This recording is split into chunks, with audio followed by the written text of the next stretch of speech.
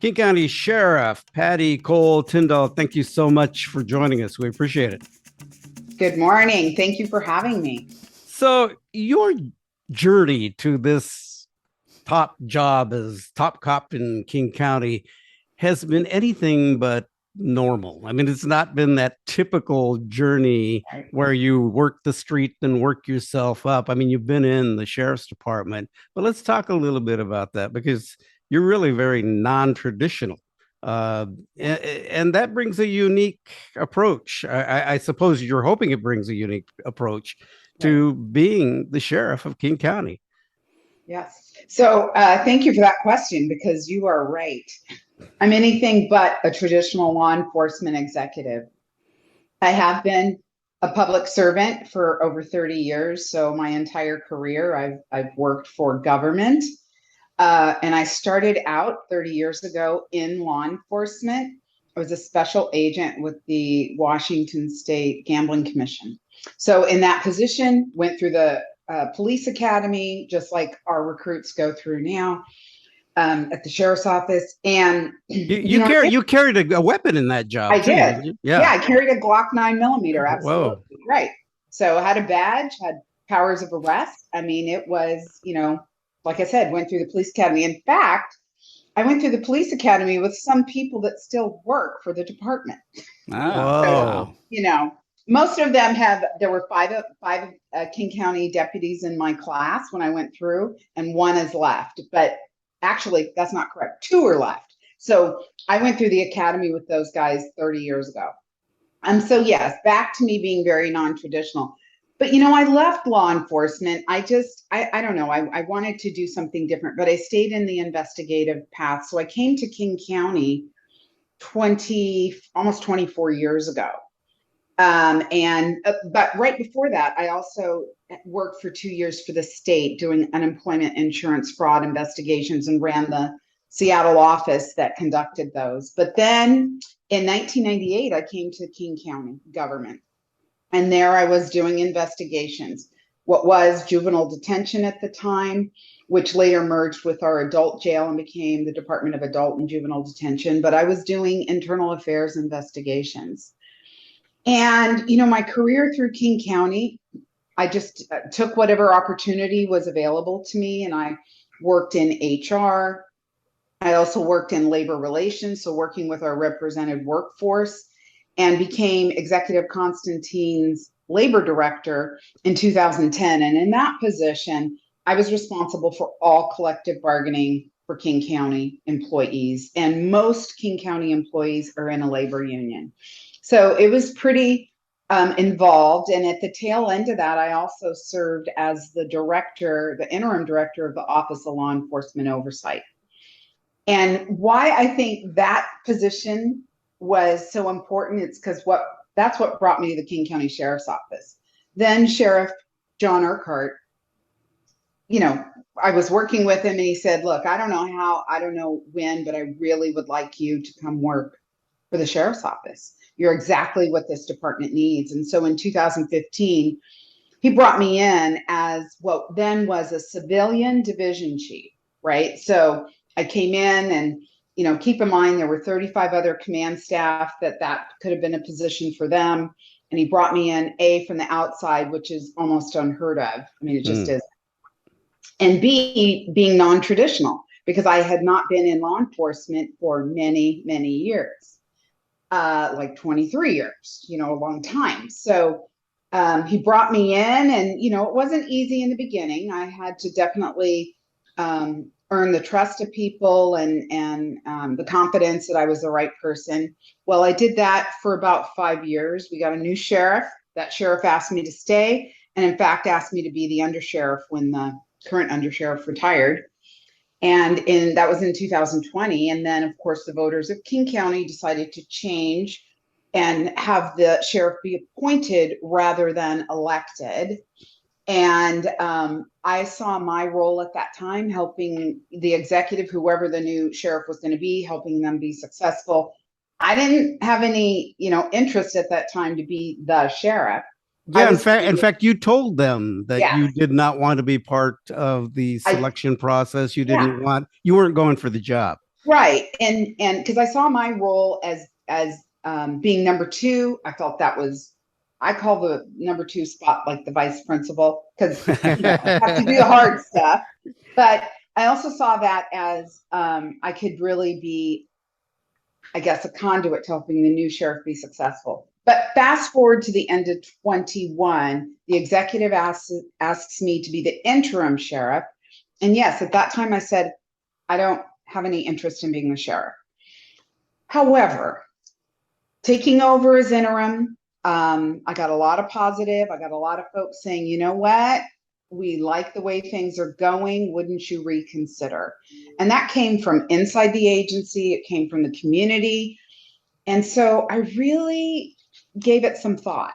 And I let the executive know of my intent to apply right before the position closed because they did a nationwide search. And at the last minute, I did throw my name in because Wow. I do feel I am the right person at this time to lead this agency through this transition. What made you decide that okay, yeah, I want this job? Well, it was this. I had a few conversations with some folks, and some folks not from here. I went to a conference in Washington, D.C., and there were some sheriffs and undersheriffs from different places, and they're like, "Why not you? Why? What do you mean you're not applying?" And I really thought about it, and one guy said to me, he goes, "Little brown and black girls need to see Yes. that they can do it too, and having somebody like you be the sheriff, that's so important to show to be that role model." And I really started to think about, I could retire. I have enough years in to retire, but why not me? I am the right person. I think the people of King County don't want more of the same. Right. They wanted different, right? They wanted a police agency that was more community focused. And this isn't to say that somebody from the inside or grew up in law enforcement could not be that change. But I really feel that being the non traditional law enforcement executive is exactly what this community needed at this time. And Interesting. so I said, yeah, I'm in. I'll do it. And I went through the process. And I'll be honest, I wasn't sure I was going to get the job, but I gave it everything I had, and then obviously we know the outcome. I was selected. Right. You know, what's interesting is it's an appointed position now. Right. So, in your mind, I mean, you've seen sheriffs come and go. Mm-hmm. Mm-hmm. The fact that it's an appointed position now, does that attract a different type of person, right, to apply? Because, Mm-hmm. a sheriff as a politician is kind of an interesting bird, right? An Yeah. appointed one seems, I mean, what's different? What's Yeah. different? I mean, in fact, if you would you have ever run for sheriff? No, I would not Okay. have. No, that's a good question. Absolutely not. And it is what I would say is this. Yes, a sheriff can be a very political position, and we have seen that in the past, and we see that currently with sheriffs around the country.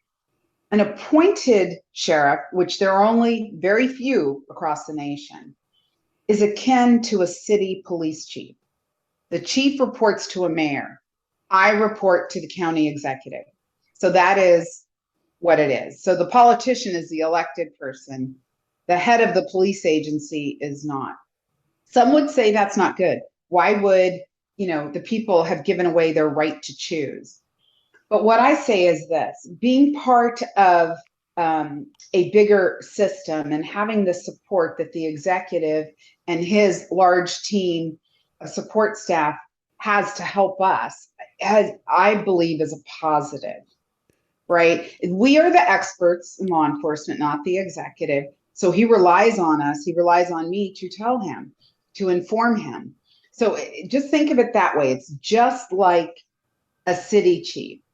So, I mean, in theory, when the executive leaves, the sheriff could change, right? Or like when the mayor leaves, the police chief could change. An elected sheriff, I'm not going to say that we should not have elected sheriffs. I understand why the people of King County at this time decided to change. They wanted a sheriff's office that was more, like I said, community focused and engaging with the community, and not, we're the police, we know best, that kind of thing. So, And politics can really Yeah.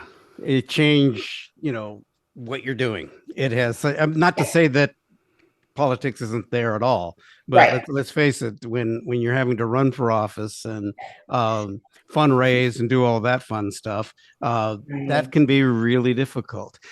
Let's talk about what you represent. You already touched on it, Mhm. but the fact that you are the first person of color, woman of color, Mhm. to become a sheriff, not only in King County, the state's most populous county, but in the state of Washington. What does Yes. that mean to you? Well, let me just clarify. I'm not the first Black sheriff, because we had Sheriff Lubbock in Snow County, but yes, the Right. first female. Female.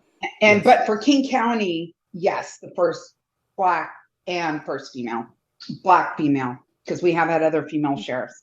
Um, you know, this is what I say. It is important. It's not lost on me that King County, we're the 12th most largest county in the nation, yet we have never had a sheriff of color. So that is important. But what I say to people is, I'm so much more than that, Yeah. right? Yeah. I Right. bring so much more. Yes, it is, I think, an important thing. It was obviously historical that, this happened, but I am so much more than the fact that I'm a Black female. But I think it is important. And I just want to say, of the 39 counties in this state, there are no other people of color. I'm the only female sheriff out of 39 counties. Whoa. So when you think of that, it's like, and of color, right? So it's an interesting dynamic.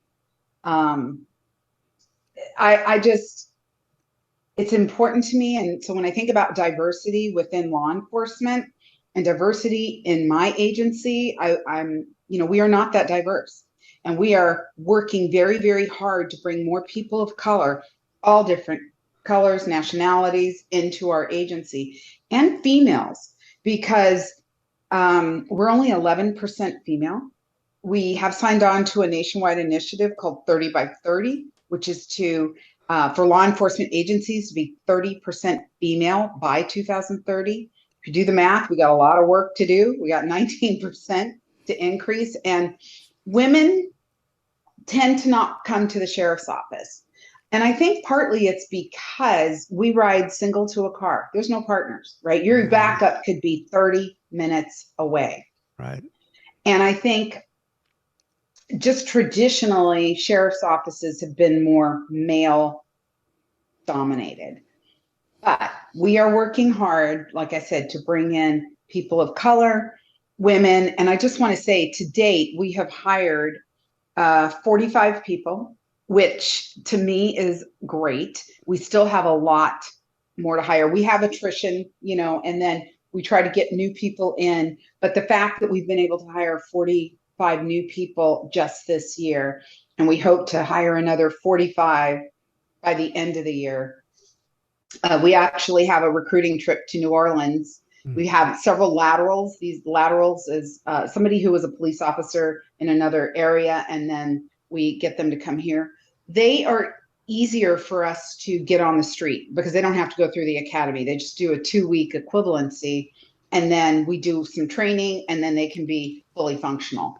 So those are important. I just want to say a couple things. We have a $30,000, excuse me, $15,000. I'd like it to be 30. $15,000 signing bonus for laterals, $7,500 for entry level. And any deputy or any county employee who refers somebody to be a deputy can get $5,000 per referral. So we're trying to incentivize. Now we know Seattle has 30,000. Other jurisdictions have 30. But I'm convinced people don't come just for a one-time signing bonus. They come because they believe in the agency. They believe in the culture and in the leadership. And in the King County Sheriff's Office, we have so many different opportunities. We cover 2,300 square miles. We have 12 contract cities that we police for. We police for the Muckleshoot Tribe, 2 transit agencies, Sound Transit and Metro, and the King County Airport, where we have a unique firefighter deputy. So it's so many different opportunities. And for ancillary duties, if you want to work in the Marine unit, we have air support, we have helicopters, you know, we have SWAT team, we have dogs, canine, we have it all. Yeah, I think most people don't know that. They don't know Right. any of that stuff. So that's very interesting. I want to clarify one thing. You are aren't you the first Black female Yes. sheriff in the Yes. state? Yeah. Yes. Okay. That's Yeah. correct. All right. I That's just want to correct.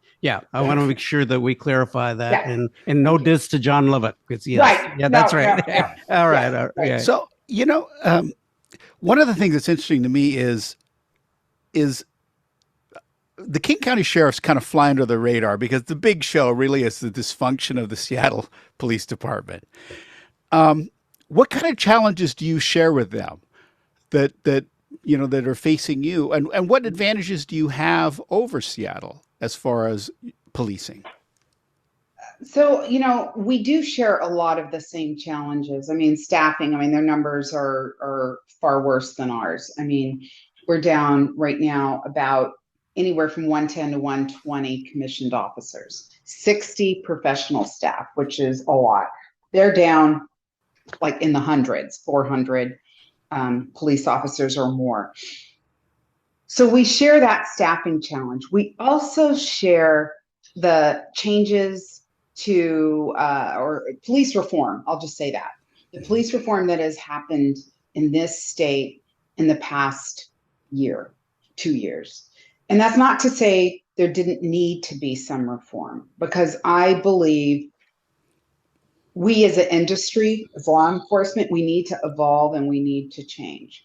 And I think anybody would say, sure, there should be some reform. But what happened is the pendulum swung way far. And then what happened is our officers, police and deputies, are restricted from what they can do. And so when we think about why is crime off the chain right now? Why are people stealing? Why are people just everything, drugs, everything, Shootings.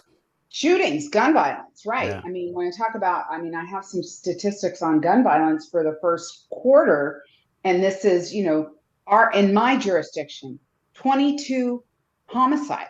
Whoa. 91 non-fatal shootings, and 384 shots fired, because we do also monitor just the shots fired. That was just the first quarter. Now, if we add the second quarter, you can probably double that. Well, not in homicides. I think we're about 30 in homicides. But the fact is, those are 30 people that died by, gun violence.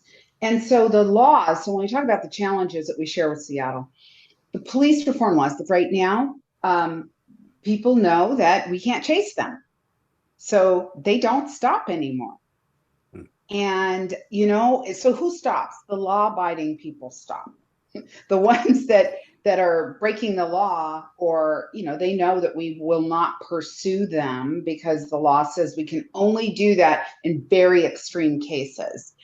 And, we just are limited. Also, if somebody's having a crisis, right, before we could actually move them and physically put our hands on them. And then the law changed, although it did change back a little bit, where we can, if somebody is a risk to themselves or others, we can, assist, fire, or aid in getting them to help. But it's just this, the lawlessness of drugs. People, use people on the transit buses are doing drugs. I mean, we will obviously do something about that. But it's just this environment now where people think, I don't have to abide by anything. I can do whatever I want to do. If I want to steal your car, I'm going to steal your car. And because we don't have the staffing that we would have, you call us and tell us your car's stolen, there's probably not a whole bunch that we can do right now. And how unsatisfying is that for people?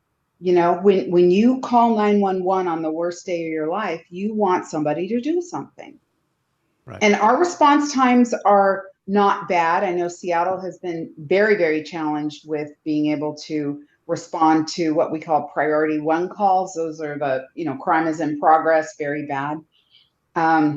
It's hard with these. So the challenges are, how do we operate right now? And in this political environment, because there has been, I don't think so much for King County, but the defund or divest is the Right. new term, right?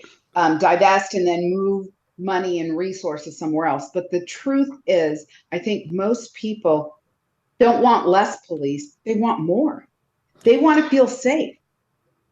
Do you think that the whole defund concept or the protests regarding all of that things have changed because of so much violence that we've been seeing, gun violence, Yeah. and also just people being brazen about walking into a store and Yeah. robbing and taking whatever and walking out with knowing that no one's going to stop them.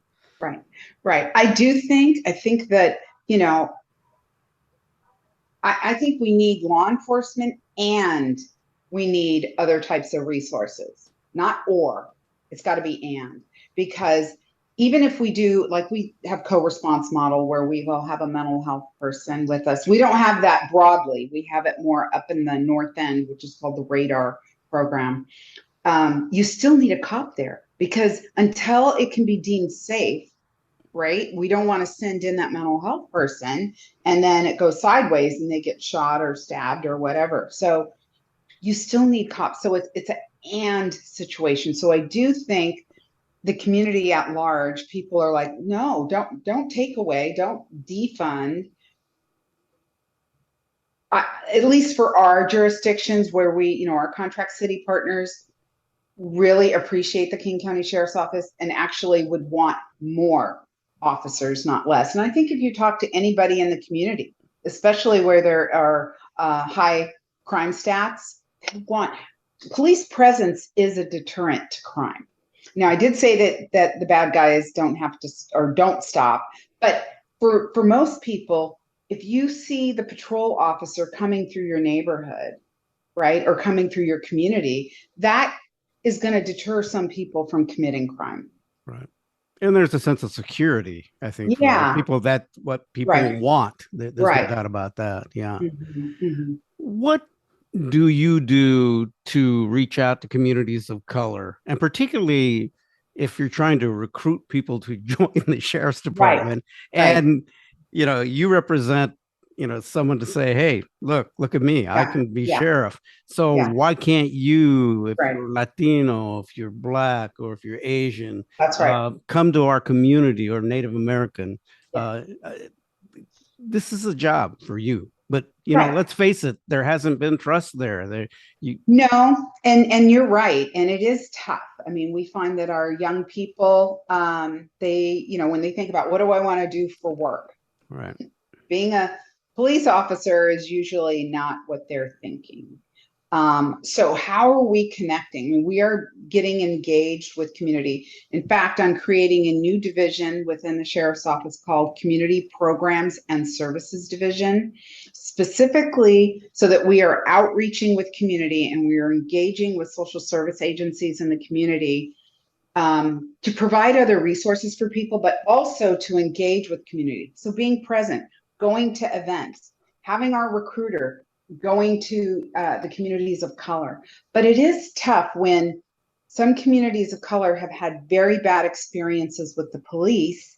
And so there's not the trust. They're like, if they do want to be a police officer, they're considered to be a traitor or, not supported in the community. So it is a very, very noble profession. And it's an honorable profession. But we have seen in recent history, not too long ago, in the past few years, some pretty heinous behavior by some police officers. But that is not the majority of the officers in this country. It is a small minority who's doing that, but it's painting a broad brush for everybody. So it is difficult. But I think us getting in the community and showing that we are just like anybody else. So here's an example. I've been working with a group called WELD, and this group works with previously incarcerated, and I'm not talking a year or two, I'm talking people who've spent decades in prison,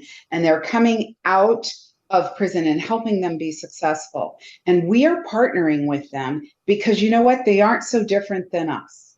They just took a different turn than I took, but they are really just people, and they've served their debt to society. So it's important for us to work with them, engage with them. They want to help us. They want to help us in training our new officers on having compassion. So when you think about policing with compassion and showing grace to people, it is so important. So being able to partner with community organizations such as Community Passageways is another one that works as violence interrupters in the community. And we are reaching out and having these relationships established. And these are primarily organizations of color, right? They serve people of color. They are the people who work there are people with lived experience. So I've been really excited about the work that we are starting to do with these agencies, and bringing it to our agency and having our new recruits have a conversation with a felon who's been in jail for 40 years of their life. And I just think that's so important, to connect with people who are different than us. Yeah. Well, it's interesting because the demographics have definitely changed in your area of responsibility, right? I mean, because as things have become more expensive and gentrification is occurring in Seattle, more people of color are being pushed out into the county at large. Right. Well, how dramatic has that change been? Because, I remember when I first got to the Seattle, that the the outlying areas were mainly white. And now it's pretty multiracial. So how has that demographic changed, and how has that affected the policing? Because your force, like you said, doesn't reflect the population now there. Right. Well, I think that requires us to train people, right? To train people so that they can relate and understand how to police people who are different than them, right? And so the demographics have changed. And continue to change. And like I said, we have the contract cities, which those are King County deputies, but they wear the uniform of that city, such as a Burien police officer, or the city of Sammamish. Those are my people, but they wear Sammamish police uniforms, but they're King County deputies. And Sammamish probably isn't the best example, but we'll say Kent. There's unincorporated areas that we police. The city of Kent is not ours. There's a Kent Police Department. So I really believe it's a matter of awareness. It's a matter of, people, different cultures, different experiences, and we need to treat everybody with compassion and with grace when we are dealing with them, and just like they would be our family member, right? So doing that, so the policing, to me, urban versus rural, it is a little different, but our folks are well trained in de-escalation, but it is tough when we don't really reflect the community, and many of our officers of color tend to patrol in more urban, right? Because how comfortable are they going to be going out to Enumclaw, where maybe exactly. those people out there aren't Yeah. they're like, who are you, right? Right. Instead of in the city, in the downtown core, where they're on the transit line, they feel more welcome, more comfortable. So the issue about welcoming, that's another issue. Our deputies don't necessarily feel totally welcome in some of our outer areas in King County. Now, one of the things that in King County for the sheriffs, for the deputies, is how many are wearing body cameras? 0. Whoa. But I have put in the budget. We have made a request. The executive is very, very supportive. So where it lays right now is where it lies is we are in bargaining with the union, but I am optimistic that at least by the end of 2023, our officers will be wearing cameras. We'll have to roll it out in a phased approach because, we're a large agency, but we will be wearing, King County officers or deputies will be wearing body cams. Is that a matter of the union buying into this as well as cost? It's a both, and the union is not opposed to it. But with collective bargaining, we have to work out the details, right? So, when do officers write their statement? Do they write their statement before they watch the video or after they watch the video? These are things that all need to be worked out. And the cost, it is very, very expensive. The main part of the cost is not the equipment. It is the public disclosure requests that come after having the cameras. So because people will, they're going to be making all kinds of requests. We already know we will have to add eight bodies for public disclosure once we have cameras. Yeah. So right now, what do you feel is your top priority? I mean, that report came out in June. And it said that, that excessive force was used more in communities of color. Right. Is that one of the challenges, or what is the biggest challenge facing King County sheriffs right now that you're going to have to attend to? Well, the staffing is a big issue, but let me talk to me, that's priority, right? I got to get fully staffed, because how can we keep our communities safe if we're down between 110, 120 deputies? And also that's an impact to those deputies that are working, because we have to mandatory them to work more because we don't have the bodies. So the staffing. But to your question about the report, I was really, really saddened and disappointed when I saw that, when those results came out. And we had met with the auditor, and I was trying to understand what they had presented. And what I would say is this: we have a consultant who's looking at it for us. And the thing is this: each of those incidents, I really think you have to look at what were the facts behind those stops. And we only track race data if we arrest somebody or if we use force. So one of the things was we don't track race. Well, there's a county ordinance that tells us we cannot unless we arrest somebody. So just to stop, we can't, a deputy can't make the assumption, okay, I think that person's black. No. But if we arrest them or use force on them, then that's a whole nother thing. Mm-hmm. So we are looking into it for ourselves, and I can tell you if those numbers are validated and shore up the way that the auditor has presented them, we will make changes. And part of that is do we stop people for expired tabs? Is that really a cop function? Isn't that more like a tax, or the county? Okay, you're not getting your money. Why are we doing that, right? Or a broken taillight. And there are some jurisdictions we know that they will give people a voucher. Here's a voucher, go get your taillight fixed, instead of, giving them a ticket that they can't afford anyway. So that is an issue, because obviously as a Black sheriff, a Black leader of an organization, it was really troubling to see those results. So we are looking into it, and I expect probably by the end of September, we'll be able to respond with our own data. What do you see? And I guess this is so difficult. Gun violence, it just seems like it's out of control. Mm-hmm. What do you think is behind all of this? Well, Go ahead. I think there's a number of reasons. I'm not blaming it on COVID, but people being locked up and locked down for a period of time. I believe it's a societal issue.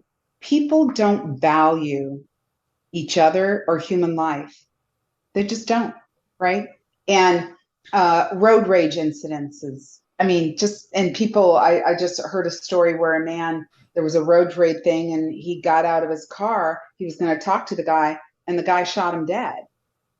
And it's like, don't get, first of all, don't flip anybody off. You cannot just try to stay safe. I mean, so guns, I think that's part of it too. I think guns are very, very accessible. I mean, there are laws that are put in place for legal guns, but the ones that are illegal that people are going to buy anyway or steal or that type of thing, that's still going to happen. But it's just a multitude of issues. But, when I think about when I was growing up, it wasn't like this, right? Gun violence was not happening this way. Or even, where people go to the schools and those poor children in Uvalde, right? I Right. mean, just, or Sandy Hook, or, just what's happening. And I'm thinking, it's a breakdown in society where people don't value each other, they don't respect each other. Guns are too available. So there's just a number of things, and people aren't held accountable. What Yep. scares you the most when you come to work each day about what Yeah. might happen? Well, Is it a mass shooting at a school?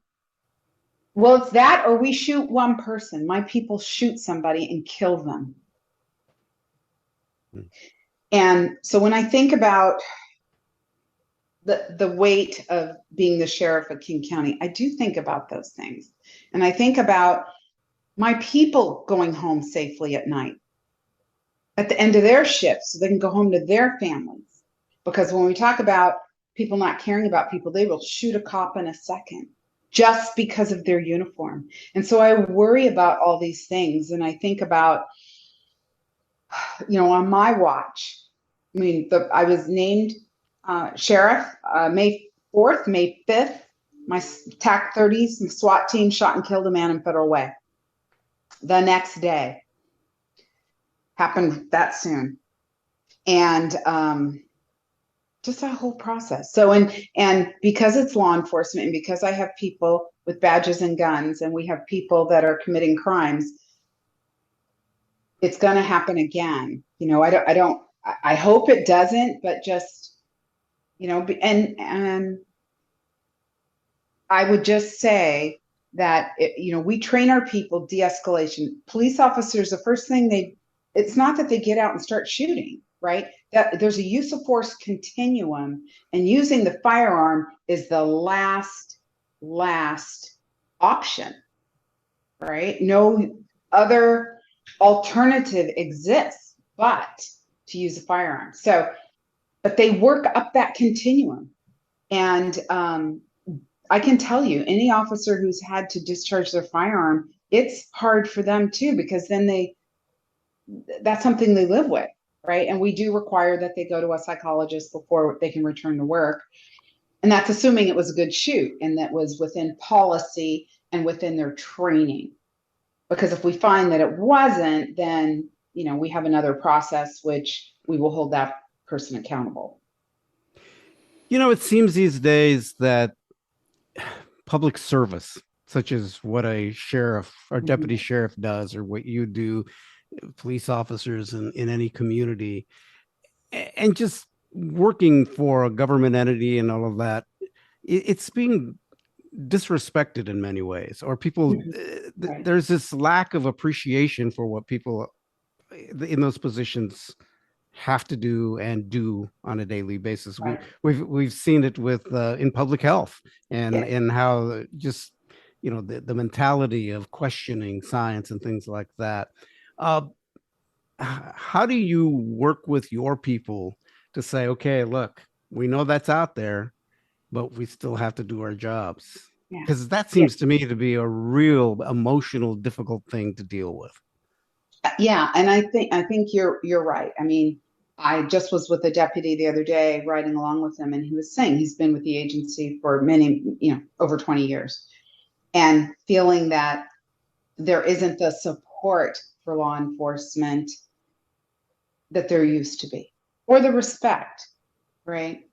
But we are asking him, we still need you to get out and, work with the community and be a positive force in the community, and where you can't get out of your car, talk to people. I have another deputy. He has a goal of saying hello to 100 people a shift, because in his mind, that connection, that, having a interaction with somebody in the community when they didn't call 911, when it's a positive, right? So he's choosing to do that, because then that gives him, more job satisfaction, but it's also having a greater impact on those people in the community. And certain areas are more conducive to that than others, right? If we're in Skyway or White Center, if you're out in the boondocks that we have, you really can't get out of your car and walk around, right? So we just tell our folks, remember what we're here for, right? We're here to keep the community safe, to help people in the worst day of their lives. And so we just need to keep that in the forefront. And most people, I do think, respect the police. It's the small minority, excuse me, that do not. And so most people, you walk and they say, thank you for your service. Thank you for what you do for the community, right? Or wave or, but I also have seen where they flip off. I was with doing another ride along, and I'm like, why are they flipping us off? Well, because that's we're in uniform, right? Yeah. You have to go back to school. I in the do. sense, you have to go back to the academy. I do. And basically do it over. Yes.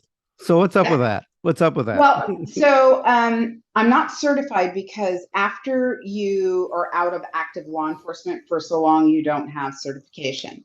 And I knew when I accepted the job that I would have to go back to the academy and redo the whole thing. And now it's 19 weeks. When I went through, it was 3 months. Now it's expanded to 19 weeks. And so, yes, I am going. And you know what? It's going to be fine, because no other sheriff or police chief in this entire state will have the contemporary training that our new officers get, except for me. Yeah. So I'm going to be old enough to be some of their mothers, I'm sure. Their mom. But physically, I'm in better shape now than I was 30 years ago.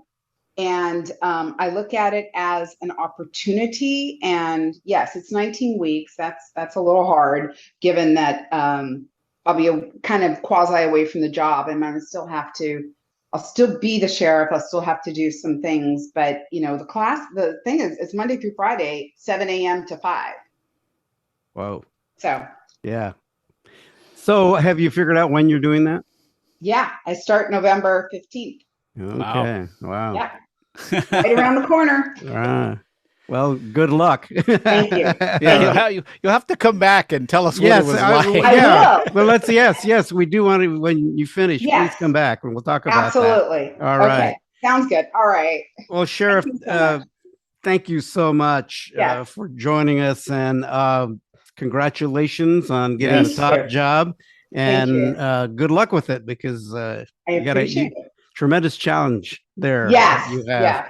All right. King County Sheriff Patti Cole-Tindall. Thank you so much for joining us. Thank you so much. All right. Bye-bye. Have a good day. Bye.